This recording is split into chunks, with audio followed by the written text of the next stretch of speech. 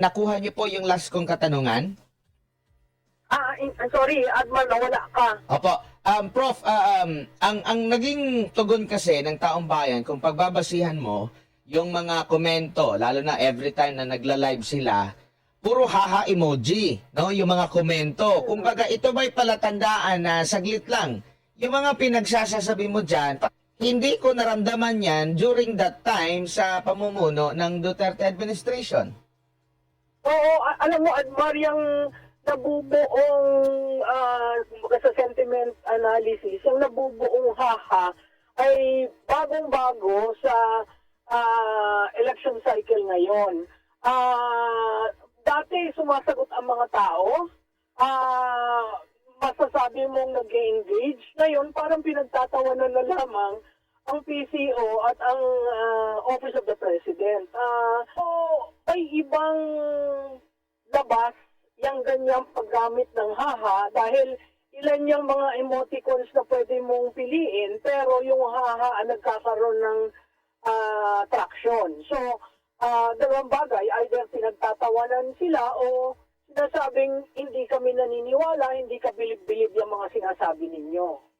Opo, at sa naging pahayag naman sa latest vlog ni Marcos Jr., meron siyang release na video na nagbabanta sa mga trolls. So kumbaga parang ang mga trolls ba na sinasabi niya ay yung mga hindi pumapabor sa mga pinagsasabi ng kanyang gobyerno. Kumbaga kung di pabor, troll ka. Oo. Alam mo, Admar, yung troll, sinabi ko yan na nag-testify ako sa House na dapat maging patas sila at yung may troll, dapat i-set aside yun kasi nakakagulo yun sa demokrasya.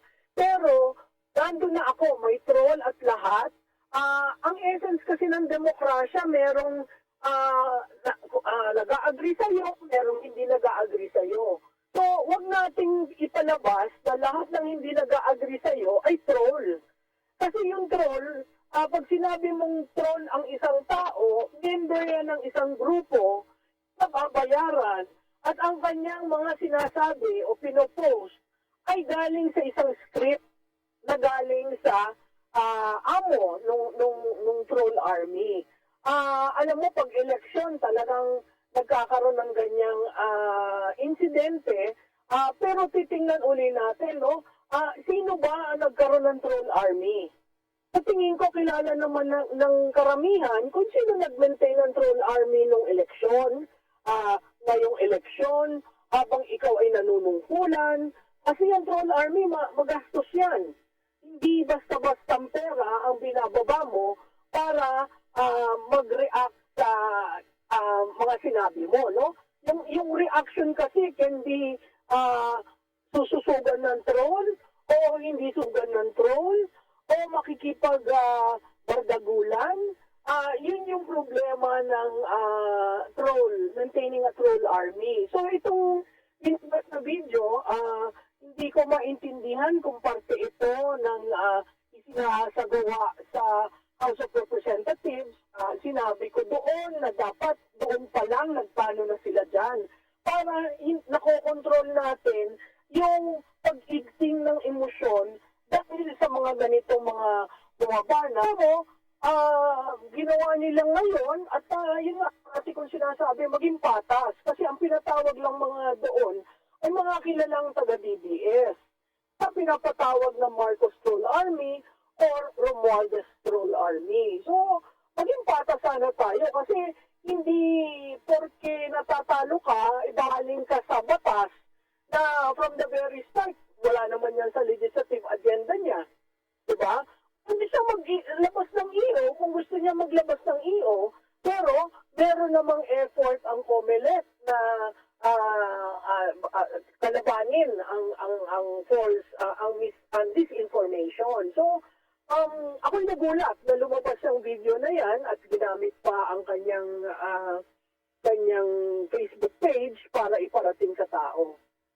Opo, and ako personally, madali namang makita kung peke yung mga naging komento, reaksyon ng bawat netizen na nag-involve doon sa sa comment section, pati yung mga nag-i-engage. Kasi mapapansin mo agad yung kanilang mga profile ay kakalikha lang, mga iilan pa lang yung kanilang mga social media post, nakalak, and at the same time, kukonti talaga yung friends, mga isang dosena, ganun din yung mga friends. Pero gaano ka delikado kung ang tagapamahalaan po natin ay hindi tumatanggap ng ganitong mga kritiko mula sa taong bayan at ituturing na peke itong mga emosyon na ito na ipinapakita, pinapahayag ng publiko, Prof. Alam mo, Admar, nakakabahala yan, no? Kasi parte ng demokrasya ay ang dissent, ang hindi pagsang-ayon sa isang posisyon, lalo na posisyon ng gobyerno. Nakakabahala yan kasi yung freedom of expression at saka yung ating karapatan para magsalita ng kung anong ibig nating sabihin, to a certain degree, parang kine-curtail nila. Alam mo, maling-mali rin yung gamitin mo ang ahensya ng gobyerno para sa propaganda. Nakikita natin ang PIA, ang Philippine News Agency, at lahat yung mga pumapaloob sa PCO ay nagagamit para sa kampanya. Sa tingin ko, of course, lahat ng levers ng kapangyarihan nasa sa kanila, pero sana maging patas. Kasi hindi lang naman one-sided yung mga nangyayari sa social media. Hindi rin one-sided ang nangyayari sa mainstream media. Opo, and ganap na ito, masasabi natin na hindi tugma yung mga pinagsasasabi na ni Marcos Jr. every time na mayroon pong rally na napakalakas ng kanyang mga kandidato. No, napakalakas ng kanyang mga kasi meron pa rin siyang pitik dito sa mga sa mga kalaban niya. Kasi kung ikaw mismong kandidato mo, doon ka aasa talaga. Oo. Adman, alam mo, ang isa kong napuna, medyo nagbago naman siya. Hindi nasuka ang hindi naman asim ang kanyang mga sinasabi. Pero ang nakakabahala dyan, simula na nag-umpisa ang eleksyon, wala siyang accomplishment na binabanggit. Wala siyang solusyon. Itong huli niya sa Bulacan, ang sabi niya, solusyon sa problema. Ano yung solusyon? Ano ba yung dadalhin ng 12 sa Senado? Sinabi niya, mga veterano na hinati-hati pa niya. Ilang galing sa Senado, ilang galing sa Kongreso, ilang galing sa local government. Okay, fine. Pero ang tanong natin, nagbago ba ang buhay ni Juan de la Cruz? Dahil sa pagkatagal-tagal ng pagiging politiko nitong mga ito, alam mo, ang namimiss ito sa naratibong ito, dekada na. Kung ikaw ay politiko na dekada na, naninilbihan at walang pagbabago ng buhay ni Juan de la Cruz, hindi ba may mali yun? Hindi ba dapat ituwid yun? Hindi ba dapat humanap tayo ng iba naman? Kasi dun sa iba naman, baka sakali maayos ang health natin, maayos ang housing, maayos ang education, maayos ang presyo ng bigas. Huwag na hulit yun. Hindi naman kailangan ng Pilipino naman nating seasonal tayo nagleletsyon, no?